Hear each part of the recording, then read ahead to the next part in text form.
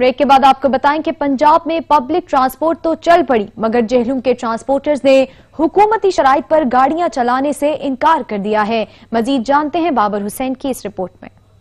हुकूमत ने public transport खोलने का ऐलान तो कर दिया, लेकिन ट्रांसपोर्टर्स ने हुकूमती शराइत पे गाड़ियां चलाने से इनकार कर दिया। उनका कहना है कि 2 माह से लॉकडाउन की वजह से हम बेरोजगार हैं, लेकिन हुकूमत की तरफ से जो SOPs दिए गए हैं 18 पैसेंजर की जगह 9 पैसेंजर सफर कर सकते हैं। इससे हमारी गाड़ी के और अड्डा के अखराजात पूरे नहीं होते। गवर्नमेंट हमारे ऊपर रहम करे और 2 महीने से बेरोजगार है। गाड़ियों वाले जो है वो 9 सवारियां बिठाएं।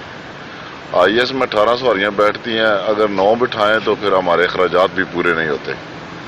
तो ना ही गवर्नमेंट ने इन ड्राइवरों के साथ को तामल की है, ना को ड्राइवरों के पास ना को अड्डे में आया, ना किसी ने हाल पूछा है। बच्चे इनके भूखे हैं, घरों में इनके फाका चल रहा है। 2 माह से ये गरीब जलील होके इधर से घर से सुबह आते हैं, शाम को घर चले जाते हैं। इस मौका पर मुसाफिरों का कहना था अपनी जगह हम भी परेशान हैं। मुसाफिरों का कहना है कि ट्रांसपोर्टर्स ने हड़ताल कर रखी है और दूसरी तरफ ट्रेनों के स्टॉप भी खत्म कर दिए गए। हम जाएं तो किधर जाएं? सवारियां घट बिठाने ना गड्डियां दे अखराजात नहीं पूरे होंदे, गड्डियां वाले तां नहीं जा रहे। लॉकडाउन कीते 2 महीने हो गए बंद होए हुए जनाब, वेले बैठे हुए हैं, अड्डे बंद ने। ट्रांसपोर्टर्स और मुसाफिरों का कहना है कि हुकूमत फौरी तौर पे इस मसले का हल ढूंढे ताकि हम अपने घरों को जा सकें। कैमरामैन हसनैन अली के साथ बाबर हुसैन, सच न्यूज़, जेहलम।